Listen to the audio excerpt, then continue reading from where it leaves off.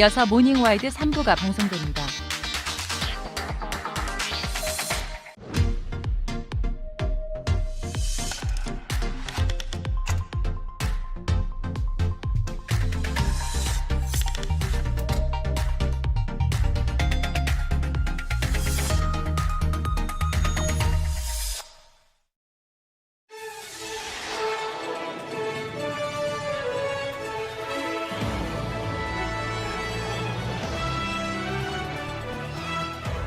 한 차량이 갑자기 앞차를 들이박습니다. 경찰차가 나서보지만 폭주는 멈추지 않았는데요. 차량 6대를 들이받은 대낮의 난폭운전, 그 이유가 뭔지 잠시 후에 알려드립니다. 수돗물에 불이 붙고 거품비가 내리는 등 미국 오하이오주에서 이상 현상이 나타나고 있습니다. 아직까지 원인이 밝혀지지 않아 주민들은 불안에 떨고 있는데요. 자세한 내용 잠시 후에 전해드립니다.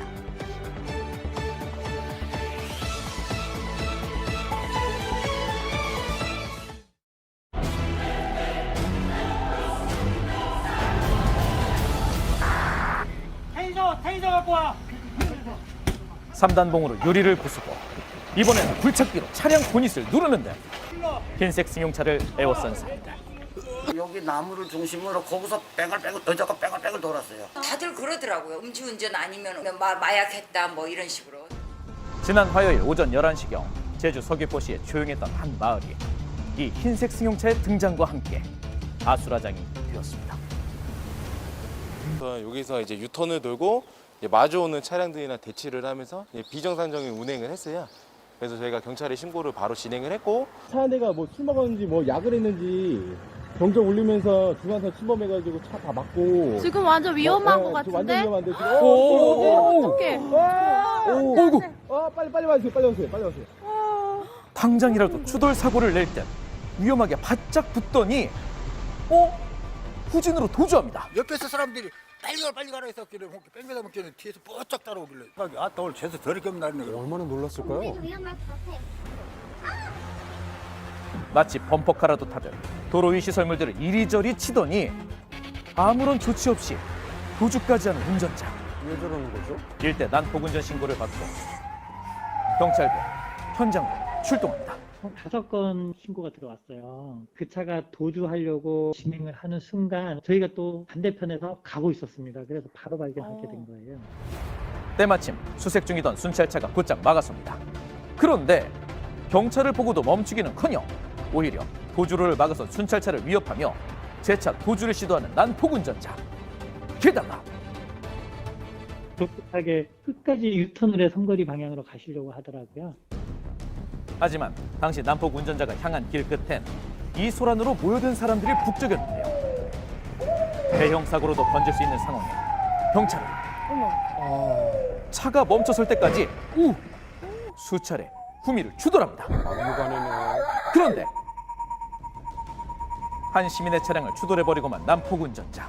버스 기사도 잡으려고 못 가게 잠시 막았었고. 저희도 그 버스랑 딱 껴 있어가지고 이제 됐다라고 했는데 이건 뭡니까? 이거 뭐죠? 거예요?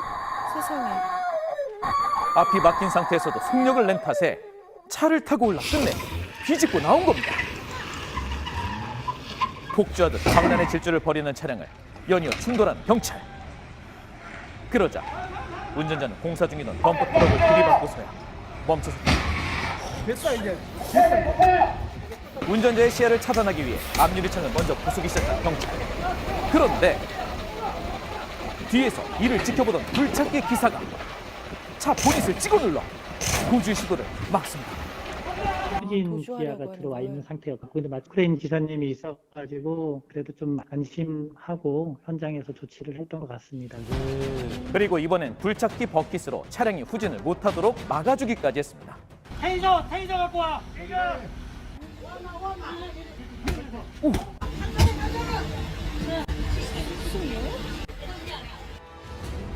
그런데 더 놀랍게도 이번 사고를 벌인 20대 여성 운전자는 체포 당시 반실신한 상태로 3명의 경찰에게 들려갔다는 겁니다. 게다가 음주는 안 나왔고 마약도 음성 반응 나왔고요. 차 안에는 그 우울증 약이염, 조울증 약 이런 게 있는데 식욕 억제제라고 복용하고 있습니다. 과다 복용으로 의한 거가 아닌가 생각돼요.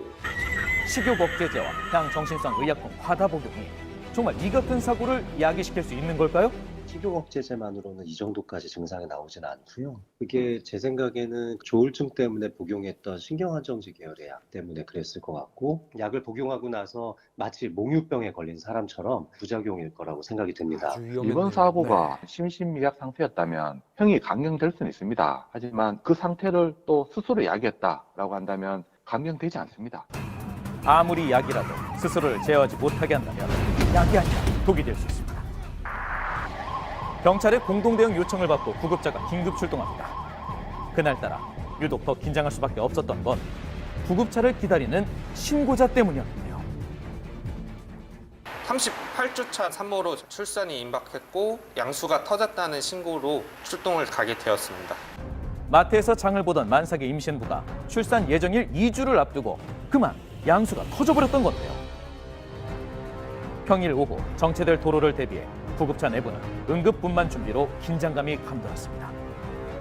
그런데 남편분이 허둥대는 듯한 느낌이 들었거든요. 근데 아내분은 뭐 덤덤하게 좀 대처를 잘하셨던 것 같아요. 알고 보니까 대학병원 간호사 선생님이었더라고요.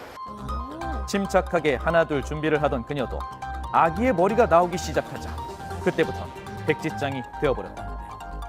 환자가 되고 응급 상황이 돼 보니까는 많이 정신이 없고 내 생각이 없었던 것 같아요.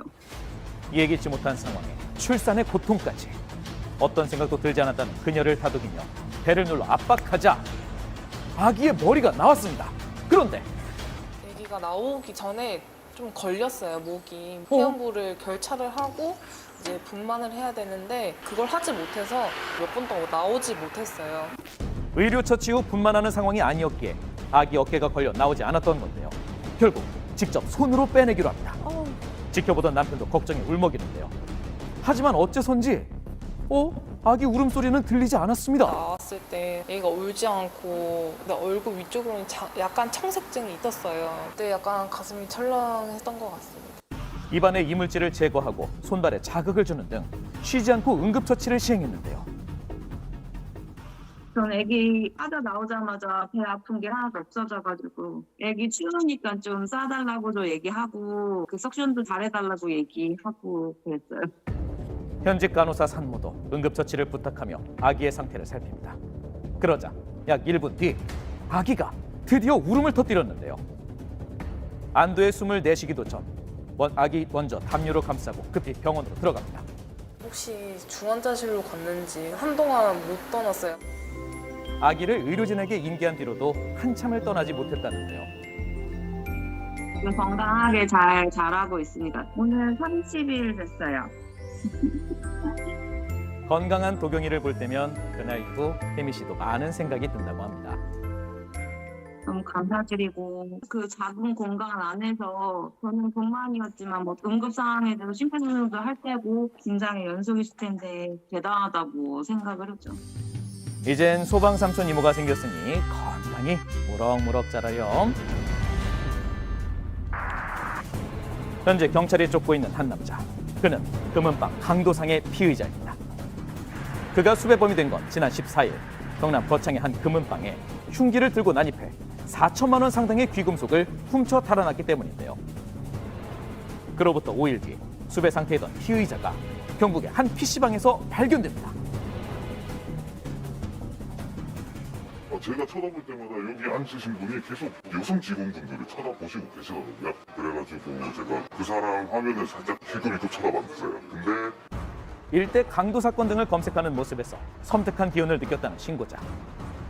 그가 기지를 발휘한 덕에 경찰도 현장에 출동했습니다.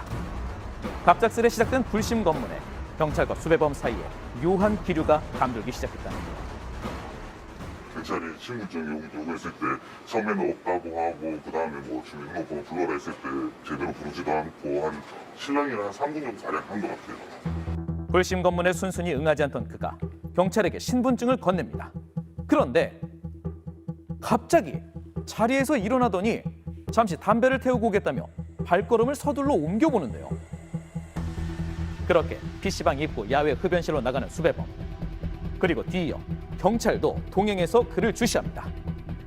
그 사이 PC방에서도 남성의 신원조회가 이뤄지고 있었는데요. 신고자는 이때 화장실로 향하는 그를 보고 더욱 강한 확신이 들었다고 합니다. 와, 저분은 범죄자가 맞구나라고 저도 생각을 했거든요.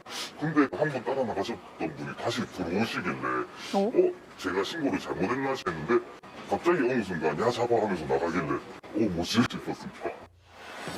강도상의 피의자였던 그가 사라졌다는 겁니다. 경찰은 서둘러 화장실 내부를 확인하는데요. 하지만 그곳엔 야외로 통하는 문이나 유리창이 없던 상황. 경찰은 건물 2층 화장실에서 사라진 수배범을 찾아 나섰습니다. 어디 갔죠? 그런데 수배범이 자신과 동행했던 경찰관을 지나쳐 화장실로 향하던 그때 무슨 이유에선지 화장실을 등지고 한눈을 판 경찰. 게다가 자리를 이탈하기까지 하는데요. 그러자 당연히 잡으실 거라고 다 생각했는데 놓치시더라고요. 저는 어리둥절을 했죠. 증발한 줄 알았던 수배범은 사실 경찰의 부재를 기회 삼아 불이 나게 도주했고 현재까지 미검거 상태라는 겁니다. 대체 왜 수배자 의심 신고를 받고도 그를 끝까지 주시하지 않았던 것일까요? 수배자인지는 몰랐죠, 전혀. 자기도 이제 궁금을 해서 잠시 현장을 이탈하게 된 거죠, 이제. 신고 처리 부분하고 사후 조치가 어땠는지 부분에 대해서는 지금 현재 점검 중에 있습니다. 점검 결과에 따라서 아마 조치가 될 겁니다, 지금은. 이제 이쪽 일대에 순찰이 강화됐다고 아마 한동안 안전할 거라고 말씀하시는데 만약에 못 잡고 잠잠해지면 또 저는 불안에 떨면서 살아야 되니까 지금 112 신고한 거 솔직히 엄청 후회하고 있습니다. 누군가의 투철했던 신고 정신을 후회로 얼룩지게 하는 일이 다신 일어나지 않길 바랍니다. 최근 미국의 오하이오주에서는 연일 이상 현상이 벌어지고 있는데요. 수돗물에 불이 붙는가 하면 물고기가 집단으로 폐사하는 일까지 있었습니다. 해당 지역의 주민들은 이 모든 현상이 지난달 발생한 화물열차 탈선 사고 이후에 일어났다고 주장하고 있습니다. 현지 상황 바로 만나보시죠.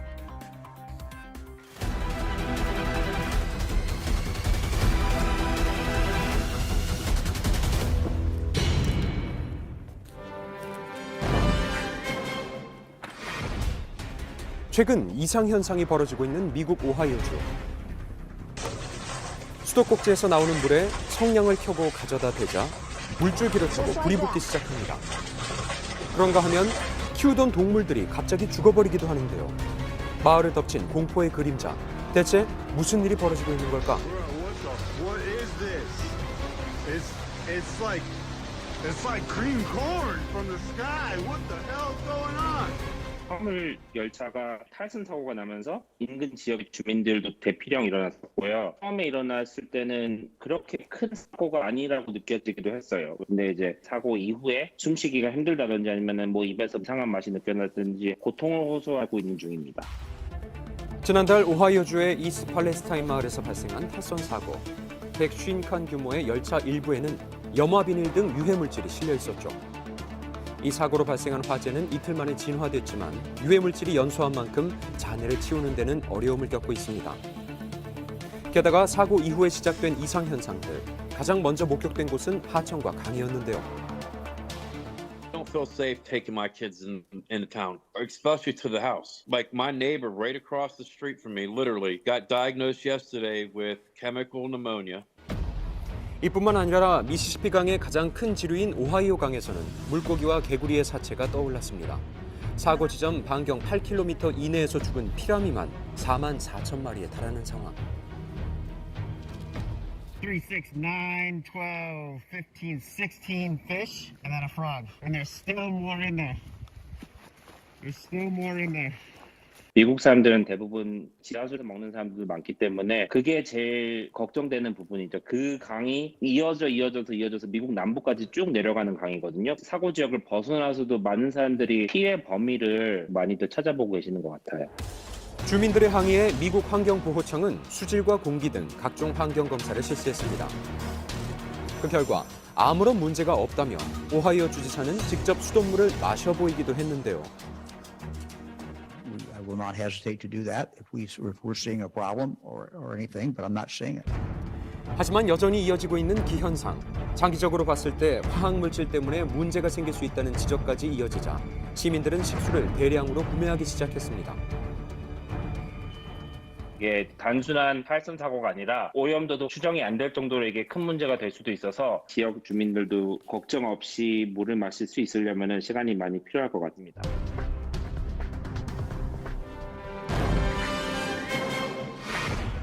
세계에서 가장 많은 온천을 가진 나라 일본. 온천 대다수는 료칸으로 불리는 여관과 함께 운영돼 대표적인 휴양 관광지로 손꼽히고 있는데요. 최근 후쿠오카현에서 약 150년간 운영해온 유명한 온천이 논란의 중심에 섰습니다. 보건소의 불시 검문 결과 욕탕의 물에서 레지오넬라균이 기준치에 비해 3,700배 높게 검출됐기 때문인데요. 후쿠오카현은 일주일에 한 번 물을 갈아라. 그런 게 있어서 그렇죠. 근데 1년에 뭐 물 교체를 한두 번밖에 안 하고 1박에 최소 20만 원 이상 하는 되게 고급 료칸, 150년 이상 된 진짜 역사적인 료칸인데 작년에 이 료칸에 이제 방문한 사람 중에 레지오넬라균에 감염돼가지고 이 사건이 엄청나게 크게 보도가 되고 있어요. 레지오넬라균은 온천 등 따뜻한 물에서 잘 번식하는 유해 세균인데요. 주로 호흡기를 통해 감염되며 독감이나 폐렴 증세를 보입니다. 약물로 치료는 가능하지만 증세가 심할 경우 사망에 이를 수도 있는데요. 지난해 실제로 2명의 사망자가 나온 일본. 유서 깊은 온천의 황당한 관리 부실에 시민들은 충격을 감추지 못했습니다. 信じられないですもん。毎日自分とこでも毎日変えてるのに。どうしてそういうことをしちゃったのかなっていうところがとても気になりますね。 게다가 해당 온천은 과거 온천수를 여러 번 교체했다며 보건소에 허위 신고한 정황까지 드러났는데요. 소에게 벌금만 냈을 뿐 여전히 운영 중인 논천. 논란이 끊이지 않자 결국 지난 28일 업주가 사과했습니다. レジオナ菌はどこにでもある一般細菌というような安易な考えで、また大浴場は温泉かけ流しなので、かなりお湯が入れ替わっているから大丈夫と考えておりました。塩素を注入しなかったまま塩素の匂いが自分の、体質に合わず嫌いだったという身勝手な理由でございました。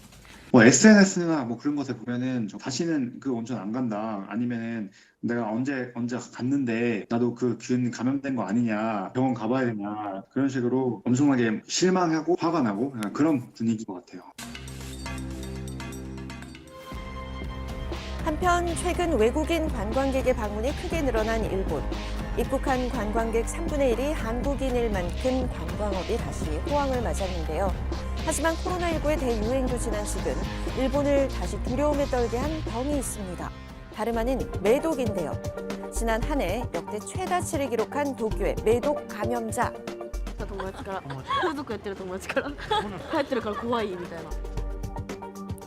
팬데믹 기간 데이팅 앱이 선풍적인 인기를 끌었던 일본.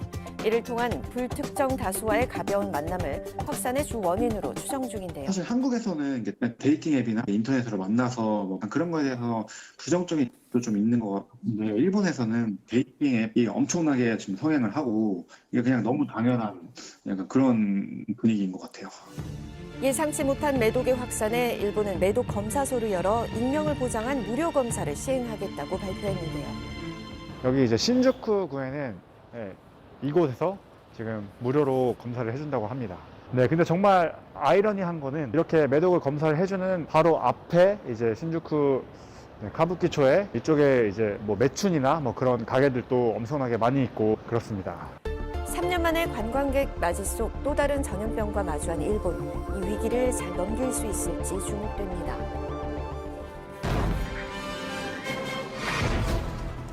지난 2020년 1월 본격적으로 유럽연합에서 탈퇴했던 영국.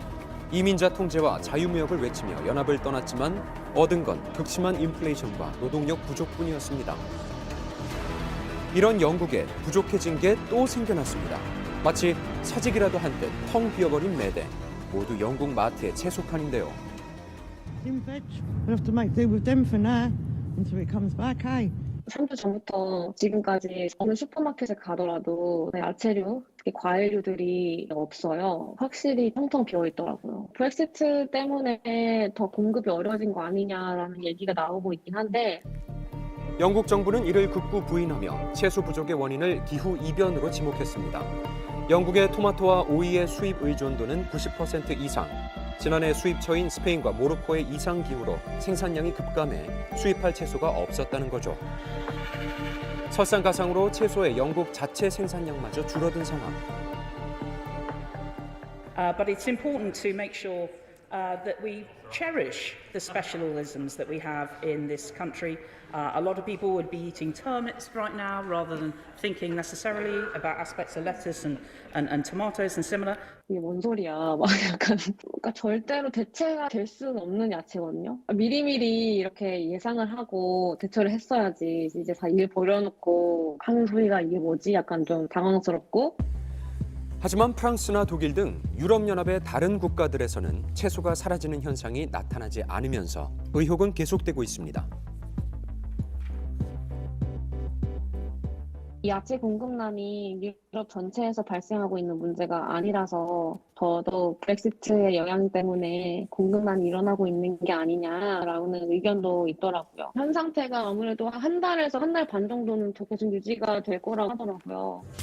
브렉시트 이후 상처뿐인 영광 속에 살고 있는 영국. 세계 6위 경제 대국의 위상을 지킬 수 있을지 주목됩니다.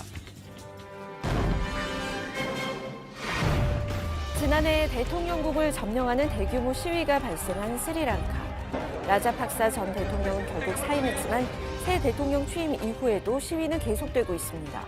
최근 수도 콜롬보에는 물대포까지 동원한 무력 충돌이 이어지고 있는데요. 오는 9일 예정이었던 지방선거가 무기한 연기돼 항의하는 시민들. 부패한 정권, 가족 정권 이런 게 다시 들어오지 않기 위해서 그렇게 노력을 했는데 의도했던 방향하고는 전혀 맞지 않게 가버린 거죠. 심지어 경제 상황은 더욱 악화됐습니다. 지난해 5월 공식적인 디폴트 상태에 접어든 스리랑카. IMF의 구제금융을 지원받기 위해 IMF가 요구하는 구조조정을 추진 중인데요. 이 과정에서 중산층의 소득세를 2배로 인상하며 또 한 번의 정권 교체를 요구하는 목소리가 커지고 있습니다. Newly established tax amendments in this country, where grave injustice has been caused to the professionals and to the working class of this country by the government. 뿐만 아니라 연료 부족으로 순환 단전을 거듭해왔던 스리랑카.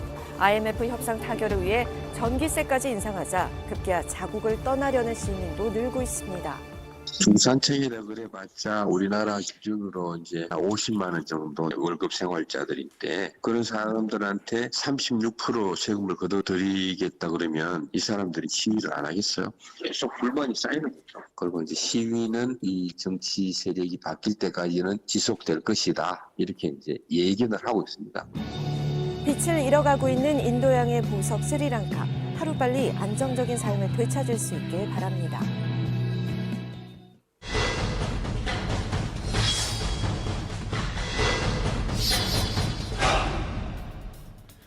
대형 건설사가 시공을 맡으며 기대를 받았던 타운하우스가 있습니다. 그런데 입주 예정일이 다 됐지만 입주민들은 입주를 거부하며 450여 세대 중 단 6대만 입주를 했다는데요. 무슨 일이 있었던 것일까요? 날에서 취재했습니다. 경기도 고양시에 위치한 한 타운하우스. 입주를 환영한다는 현수막과 함께 공사가 한창인 상황인데요. 그런데 앞두고 있는 입주가 망설여진다고 이야기합니다.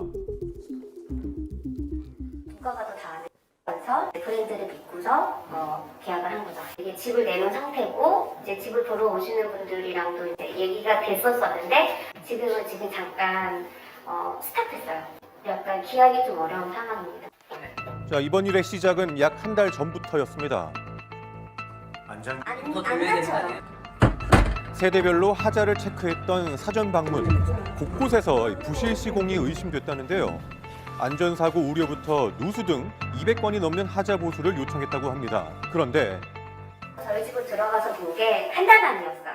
근데 저희 집은 하나도 고쳐져 있지 않은 상태였어요. 그 전에 봤을 때요? 네, 한 달 전이랑 똑같이 써요. 자, 여전히 그대로였다는 집 상태.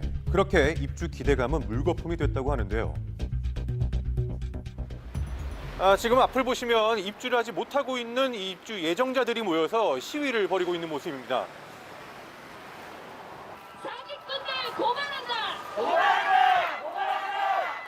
지난 28일 건설사 앞에서 시위에 나섰습니다. 이들이 이렇게 화가 난 이유, 안내문을 통해서 알 수 있었는데요. 오늘이 입주 날이에요.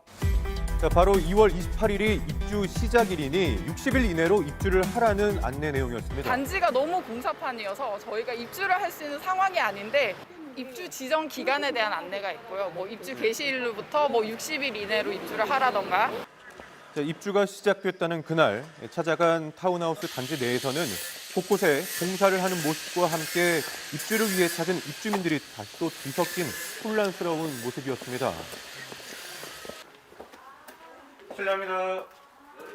자, 사정상 어쩔 수 없이 입주를 했다는 이들도 만나볼 수 있었는데요. 와이프가 임신하라고 대형견을 키우고 있다 보니까 단기 임대를 이렇게 구하는 것도 쉽지가 않았어요. 내가 언제 이사를 해야 되냐. 정말 28일은 문제 없다고 해가지고 그렇게 결정한 게 지금 오늘이잖아요. 네네. 자, 불안한 마음에 하자에 대해서도 문의를 해봤지만 문제 없다고 대답했다는 건설사. 완성된 거를 보는 가능하다는 거를 좀 듣고 싶은 얘기예요. 그게 아니면은 날짜를 미루겠다는 얘기고. 저희가 열심히 하고 있어요. 임박하신 세대분들은 먼저 좀 해드리려고 하는 건 있습니다. 아마 고객님이 저번에 저 사전점검 때 오실 때랑 많이 다르실 거예요. 이렇게 말씀드리면 안 되지만 한 달 만에 집도 뚝딱 짓습니다. 자, 그렇다면 실제로 하자 보수 작업도 제대로 이행이 됐을까요? 테이프가 아직 뜨지도 않은 거예요. 이것도 어제 붙일 거예요. 뭐 마감이 다 안 붙어서 고정되라고 지금 붙여놓은 상태.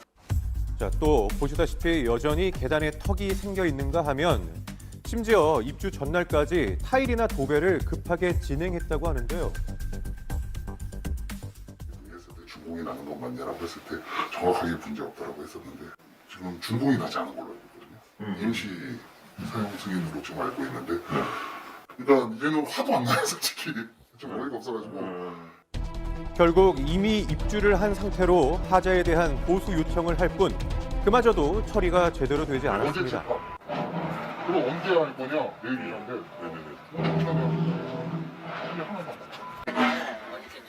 일이 있어갖고 오후에 좀 빠졌었거든요. 오늘 오후에 좀 출근해가지고. 이게 완전히 안 되는 좀 그래가지고 있는데. 일단은 그 근거는 남아 있으니까요. 그거에 대해서 처리는 100% 해드릴 거고요.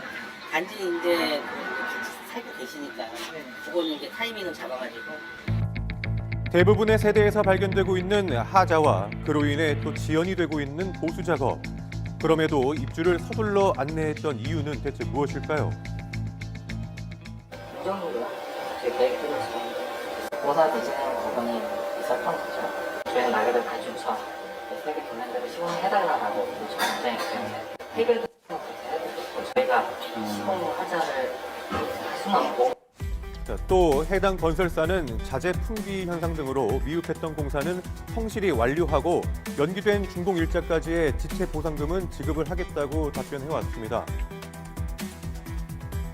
자, 하지만 최근 곳곳에서 빈번하게 등장하고 있는 이런 부실 시공 문제들 근본적인 원인은 어디에 있는 걸까요? 건설공사의 대부분이 이제 PF 대출을 통해서 진행이 되는데 이 PF 대출의 대출 만기일이 애정 사용검사 일로 이렇게 설정이 되어 있습니다. 대출금 규모 자체가 뭐 적게는 몇 천억을 호가하기 때문에 상환이 안 됐을 때는 위약금, 위약벌, 지연이자 이런 금액들이 이자만으로도 그 소유자들에 대한 하자 보수비를 전부 지급하고도 남는 금액이 돼버릴 수가 있어요. 그러니까 시행사나 시공사 모두 그 애정 사용 승인일을 지키려고 목을 맬 수밖에 없는 거예요.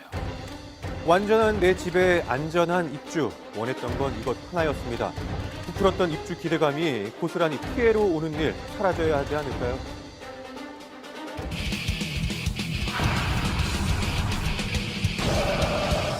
부모가 나서서 재심을 청구하고 소송을 이어갔다는 사실이 알려지면서 사람들의 분노를 더 키웠습니다. 정순신 사태가 공분을 산 건 자녀의 학교폭력 가해 사실과 그 처분에 대해 긴 소송을 이어갔다는 점인데요. 징계를 낮추더라도 생기부에 기재가 되지 않는 징계를 내려서 대학 입시에 악영향을 미치지 않도록 하는 게 목적일 거라고 예상을 해요.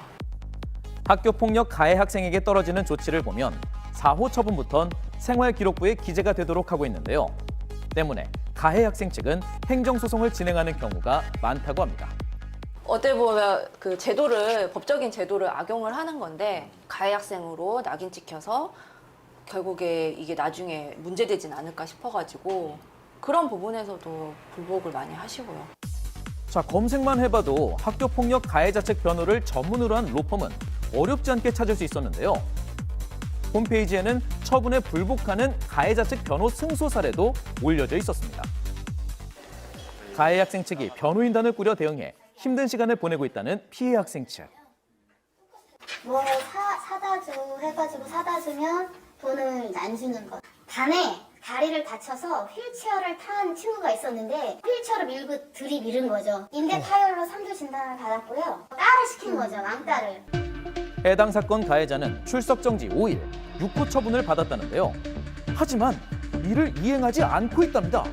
출석 정지에 대해서 가처분 신청을 해서 인정이 됐다고 하더라고요. 그래서 이행을 하지 않아도 되는 상황인 거고요. 그 가해자가 저희 딸에게 더 이상 그런 걸 하지 못하니까 다른 사람을 타깃으로 2차 가해를 했어요. 또 가해를 따? 네네네. 이 학생이 이제 이렇게 학폭이 열리고 있는 가정에 언어적 폭력도 있고 물리적인 폭행도 있고요. 근데 저희 아이도 사람인지라 자기가 열 때마다 한 대 칠 수 있잖아요. 빨갛게 자국 남잖아요. 그걸 사진을 찍어 놓는 거예요. 그래서 저희가 학폭을 열었는데 거기서 저희한테 또 맞신고를 한 거예요. 6호 처분을 받았던 학생은 이번엔 맞신고를 했다는데요.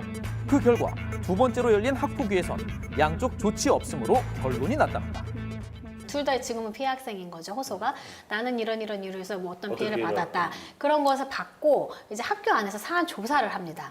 이게 맞는지, 이게 틀린지. 증거가 좀 불충분하다 그러면 조치가 둘 다 없는 경우도 있고 이것에 대한 사실관계 파악하는 정도를 하고 이제 조치를 내리게 되는데 결과가 잘못될 수는 있죠. 증거가 없다면 학교폭력 조사는 진술에 의존해야 한다는데요. 법이 이상해요. 피해자의 아픔이나 그런 걸 감싸기보다는 그 가해자가 안 나가면 무조건 아닌 거예요. 근데 어느 가해자가 내가 했습니다 하면 인정을 하겠어요? 안 하죠. 조치 없으면 나왔잖아요. 네, 통계를 보면 학교폭력 피해 학생들이 신고 이후 대처에 불만족한다라고 답했는데요. 약 25%의 응답자가 그 이유 중에 하나로 처벌이 너무 약하다는 점을 지적했습니다. 그렇다면 피해자들은 왜 이런 답변을 한 걸까요? 지금부터 썰에서 알아보죠. 먼저 학교폭력이라고 인정되는 범위는 어떻게 될까요? 일반적으로 생각하는 학교폭력하면 굉장히 심각한 학교폭력을 생각하지 않습니까? 범죄에 이르는 상해를 입히고 성추행을 하고 성폭력을 하고 오히려 그런 학생들은 소송 안 합니다. 범죄 수준에 이른 학교폭력이라면 형사 고발을 통해 해결할 수 있지만 문제는 그 외의 것들이라는데요. 오히려 언어가 굉장히 거칠잖아요. 욕하면서 얘기하고 하다가 이 둘이 잘 지낼 때는 상관없는데 사이가 틀어진 뒤에 갑자기 옛날에 나한테 수시로 이렇게 욕했어요 하고 신고를 하는 사례들이 많아요. 법률에 따라 학교폭력이라 인정되는 범위는 물리적 폭력부터 따돌림까지 폭넓은데요. 온라인 공간에서도 이 기준이 적용된다고 합니다. 예전 같으면 직접 뭐 금품갈취를 했다라고 한다면 지금은 마치 빌린 것처럼 이렇게 교묘하게 이제 진화가 되고 있는데 이 학교폭력이 인정되지 않으면 결국 그 불이익은 고스란히 피해 학생이 받는 거거든요. 초중고 재학생 6천여 명을 조사한 통계를 보면 학교폭력 피해 유형으로 가장 높은 비율을 차지한 게 사이버 폭력이었는데요. SNS나 인터넷을 통해 상대방을 비하하거나 욕하는 행위들이 점점 많아지고 있다고 합니다. 제가 하지 않은 일들을 혼동했다가 점점 외모 지적을 좀 심하게 이게 학교폭력인 것 같다라고 그때 느꼈던 것 같아요. 가해 학생은 주로 SNS를 통해 피해 학생을 향한 비방 목적의 글을 올렸다는데요. 인신 공격까지 했었답니다. 여기에 대한 학폭위 심의 결과 생기부 기재 대상인 4호 처분이 나왔는데요. 하지만 가해 학생은 이를 제대로 이행하지 않았다고 합니다. 행정심판이 원래 그 처분이 나오고 나서 90일 안에 할 수가 있어요. 한 일주일, 5일 남겨놓고 제가 그걸 한 거예요. 저쪽에 행정심판을 했다는 거예요. 너무 화가 나더라고요. 가해자가 변호사랑 다 이야기를 해서 이쯤에서 접수를 하면 저쪽에서 알아도 행정심판에 스티커를 못 걸 것 같아요. 라고 생각을 했던 것 같아요. 처분에 불복하고자 하면 가해 학생 측은 교육기관을 상대로 행정심판을 청구한다는데요. 결과가 만족스럽지 못하면 법원에 행정소송을 진행한다고 합니다. 이때 처분 이행을 지연시킬 수 있다는데요. 고등학교 1학년 때 징계를 받아서 내가 정말 작정하고 이거 끌고 가겠다 하면은 고등학교 졸업할 수 있는 거죠. 나중에 그게 기각이 되더라도 생기부는 남게 될지언정 전학이나 하급 교체 같은 거는 피할 수가 있어요. 신고를 하고도 피해를 호소하고 있는 학생. 행정소송이 진행되는 동안 가해 학생과 제대로 분리 조치도 안 됐다는데요. 이로 인한 스트레스는 피해자의 몫이었습니다. 학교에 가면 그냥 가만히 교실에 앉아있다가 또 그렇게 학교 끝날 때까지 버티고 있다가 너무 매일 똑같으니까 뭔가 악몽 꾸듯이 계속 꿈에서 못 깨어나는 것처럼 1년이 반복되니까 이제 고등학교 1학년인데 앞으로 2년 남은 시간 동안도 이렇게 보낼까? 가해 학생 측이 행정소송을 걸면 처분 이행은 미뤄지고 실질적인 조치는 지연된다는데요. 그렇게 지연된 시간만큼 피해 학생은 2차 피해를 입게 되는 겁니다. 지금 학교폭력 문제를 저희가 처리할 때 과연 정말 피해 학생 중심의 과정으로 하고 있는 것인지, 피해 학생 보호를 위한 그런 이런 대책들이 현장에서 정말 체감도 있게 실행되고 있는지를 살펴볼 필요가 있는 거고요. 학폭위원들의 경우에도 위원들에 대한 교육을 좀 더 충실히 하고 전문가를 위원들의 좀 더 위원으로 선정을 해서 많이 참여를 시키는 게 해결책이 되지 않을까 싶습니다. 어른들의 이해관계 없는 진정 피해 학생을 위한 대책이 나오길 바라며 이상 썰이었습니다.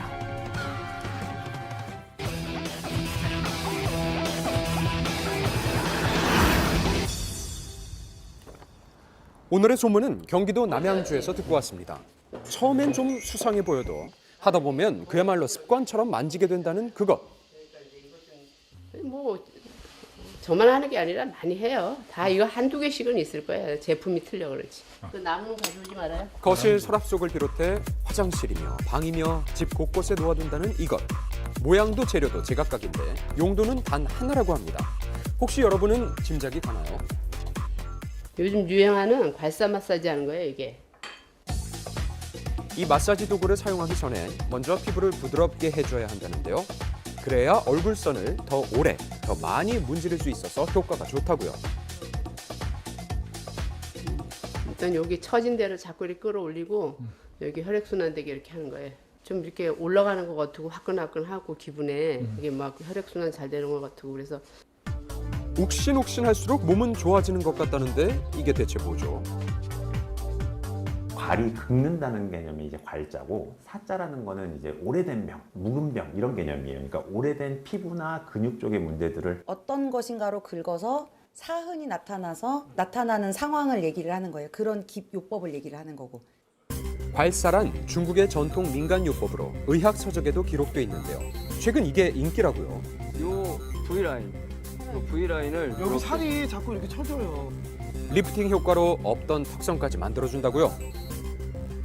붓기도 좀 빠지고 혈액순환이 좋아지면서 도움이 되는 것은 맞습니다. 마사지가 주는 어떤 연장선상에서의 효과는 어느 정도는 예측할 수 있다고 봅니다. 의미가 있는 치료예요, 실제로. 인터넷에 검색을 해보니까 그야말로 천차만별. 제품마다 자랑하는 효과도 셀 수 없이 많지만 공통점이 있습니다. 이른바 V라인.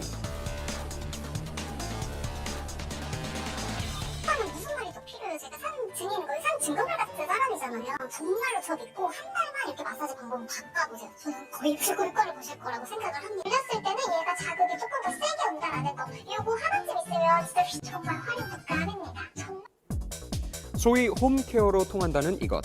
인터넷이나 SNS상에서는 이미 유명한데요. 피부 쪽에 목적으로 할 때는 그 혈관 내 온도들을 높여줘가지고 순환을 좀 수월하게 해주는 게 하나 있고 근육 쪽 목적으로 사용할 때는 특정 근육들이나 뭐 인대 같은 것들이 유착, 자기들끼리 이제 엉겨 붙어 있거나 많이 굳어 있을 때는 그거를 직접적으로 풀어주는 효과로 사용하는 거죠. 물리적인 자극에 의해서 피부 여러 구조층이 일시적인 수축이 되거든요. 그러니까 하자마자 봤을 때는 리프팅 돼 보인다든지 피부가 좀 탱탱해진다든지 그런 효과도 사실 기대할 수는 있습니다.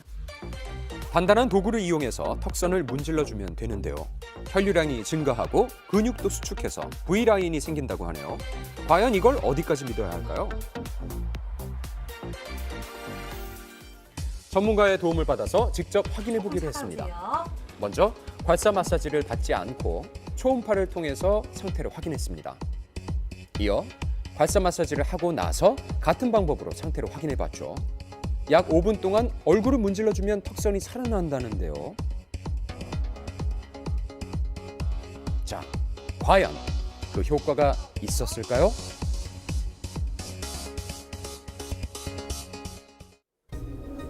기대만큼 좋은 결과가 나왔을지 확인해보죠. 지금 실시한 결과에 의하면 그 전이랑 후가 유의미한 차이를 보이고 있지는 않으신 거예요.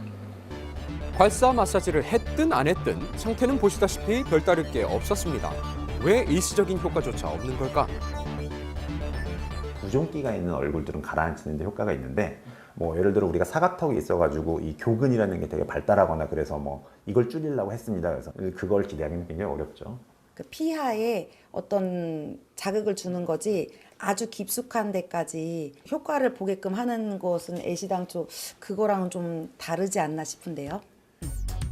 이른바 V라인이 되기 위해서는 힘이 턱뼈나 근육의 깊숙한 곳까지 영향을 끼쳐야 하는데요. 그래서인지 한간에는 압력이 강할수록 효과도 뛰어나다라는 말이 있습니다. 과연 소문처럼 아픈 만큼 몸에도 좋을지 그 진상을 확인해봤습니다.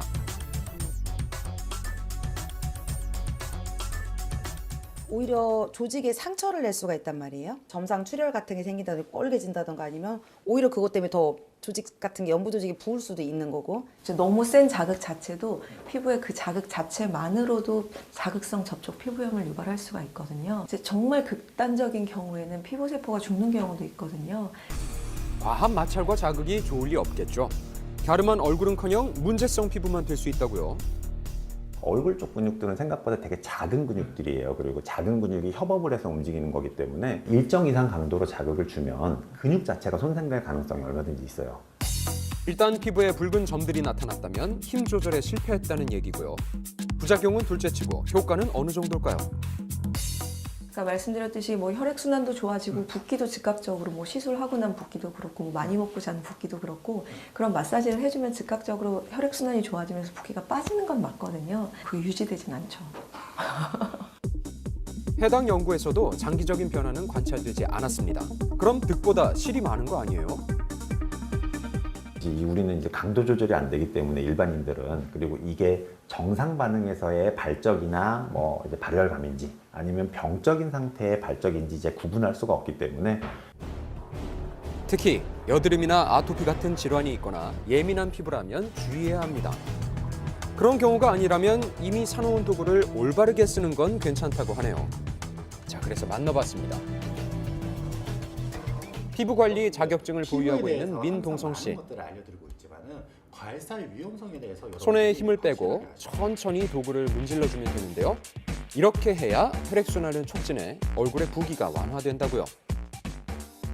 그냥 딱 얼굴 안색을 맑게 하는 그 정도의 효과가 있습니다. V라인까지 되시려면 다이어트 하시는 게 가장 좋은 방법이겠죠?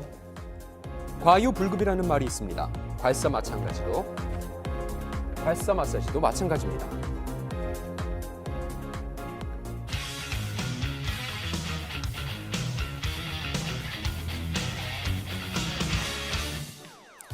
네, 연예뉴스 강경윤 기자와 함께합니다. 최근 유명 연예인들이 국세청의 강도 높은 세무조사를 받았다고요? 네, 그렇습니다. 그 과정에서 억대의 추징금을 부과받은 사실도 드러났습니다. 자세한 소식 화면으로 만나보시죠. 배우 이병헌과 권사우, 김태희 씨가 국세청으로부터 특별 세무조사를 받았던 사실이 뒤늦게 밝혀졌습니다. 한 매체는 국세청이 지난해 이들을 상대로 비정기적으로 진행하는 특별 세무조사를 벌여 억대 추징금을 부과했다고 보도했는데요. 정기 세무조사는 4년에 한 번 정도 세금 신고 잘했는지 확인해 보는 것이지만 비정기 조사는 세금 탈루 혐의가 있는 대상자에 한해서 실시됩니다. 최근에 고소득 연예인분들이나 웹툰 작가들을 대상으로 세금 신고가 제대로 됐는지 확인 차원에서 하지 않았을까 생각이 됩니다. 먼저 이병헌 씨가 비정기 세무조사 결과 억대의 추징금을 부과받은 사실이 알려졌습니다. 일각에서는 이병헌 씨가 지난 2018년 개인과 법인의 명의를 이용해 부동산에 투자한 이후 이를 매각하면서 발생한 시세 차익이 원인일 거라 추측했는데요. 하지만 이병헌의 소속사 측은 이에 대해 전혀 관계없는 이야기라며 선을 그었습니다. 추징금과 관련해서는 이병헌 씨가 직원들에게 사비로 상여금을 지급한 것에 대한 세금 문제와 광고 개런티 입금 시기 차이에서 발생한 것이라고 입장을 밝혔습니다. 배우 권상우 씨는 자신이 소속된 수 컴퍼니를 통해 수억 원의 고급 차량 5대를 구입, 세금 탈루에 활용했다는 의혹을 받는 등 세무조사 이후 10억 원 이상을 추징받은 것으로 전해졌습니다. 현재 한국의 세법으로 슈퍼카를 법인 업무용 승용차로 탄다고 직접적으로 제재를 하진 않습니다. 국세청은 법인의 소득과 비용이라기보다는 연예인의 개인 소득이어서 개인 차량으로 판단을 하고 세금을 부과했을 것 같습니다. 권상우 측은 세무조사에서 이 같은 사실을 지적받자 이후 해당 차량을 모두 매각한 것으로 알려졌고 추징받은 세금에 대해서도 모두 납부했다고 밝혔습니다. 김태희 씨는 그의 언니와 함께 설립했던 전 소속사에 대해 국세청의 특별 세무조사를 받았는데요. 국세청의 조사 결과 납부되지 않은 세금이 있는 것을 확인하고 억대의 추징금을 부과한 것으로 알려졌습니다. 김태희 씨는 공식 입장을 통해 지난 2019년 해당 소속사와 계약이 만료되는 시점에 광고 모델료가 개인에게 입금되면서 착오가 있었던 것이라며 추가적인 세금을 이미 납입했다고 밝혔습니다. 탈세나 탈루는 의도적으로 세금을 줄이려고 법을 어긴 건데 연예인들이 실제로 꼼수를 부려서 의도적으로 탈세를 하려고 했는지는 알기 힘들 것 같습니다.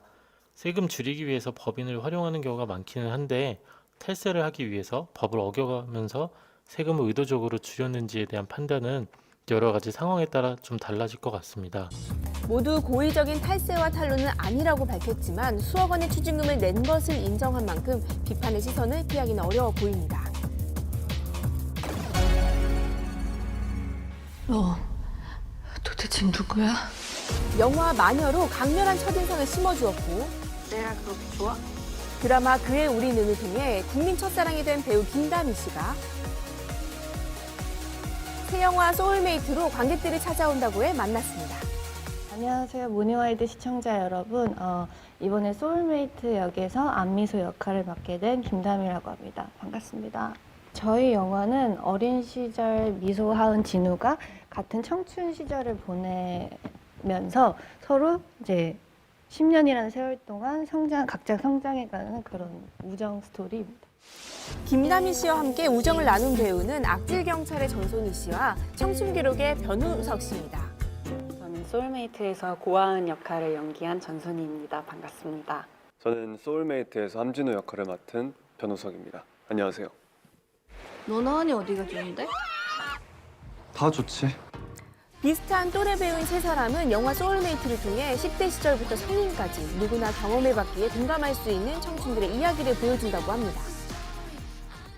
나이대가 그래도 비슷하니까 그리고 또 고등학교에서부터 30살 후반까지 가는데 확실히 고등학교를 먼저 찍어서 그런지 저희가 되게 편하게 재미있게 촬영했던 것 같아요. 세 분은 어떤 학창 시절을 보내는지 좀 궁금하네요. 진짜 평범했던 것 같아요. 저는 그냥 학교 다니고 딱 공부도 그냥 적정만 하고 그냥 잠 많고 약간 이런 학생이었던 것 같아요.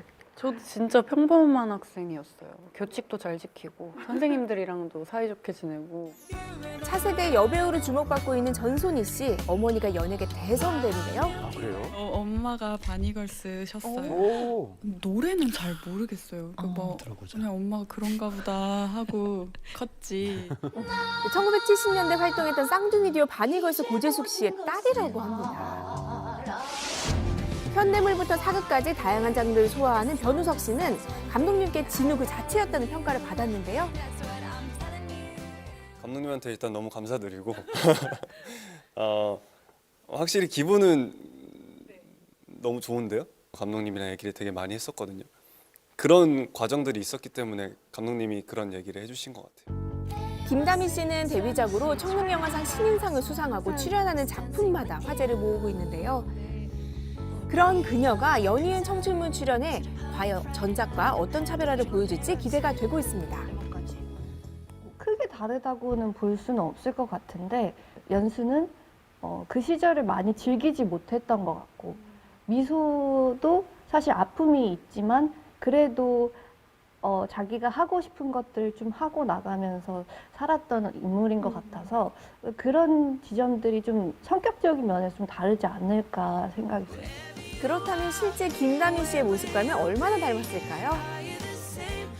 제가 연기를 했다 보니까 또 뭐 50, 60% 정도는 있는 것 같아요. 뭐 완전히 똑같다고는 할 수는 없지만 좀 그래도 저도 친한 친구들이랑 있을 때는 그렇게 좀 자유분방하고 좀 장난기도 생기고 뭐 이런 지점들이 있어가지고 그런 건 좀 미소랑 비슷하지 않나. 배우들의 실제 모습과도 많이 닮은 캐릭터들을 보는 재미도 쏠쏠하겠네요. 제가 영화를 찍었을 때 느꼈던 그런 좋았던 감정을 고스란히 좀 전해지기를 바라면서 저희 영화 소울메이트 많이 사랑해주세요. 꽃샘추위가 시작됐습니다. 밤사이 기온이 뚝 떨어지면서 오늘 아침이 꽤 쌀쌀한데요. 서울 아침 기온이 영하 2도, 낮 기온은 영상 7도로 어제보다는 5도 정도 낮겠습니다. 바람이 강하게 불면서 체감 온도는 더 낮습니다.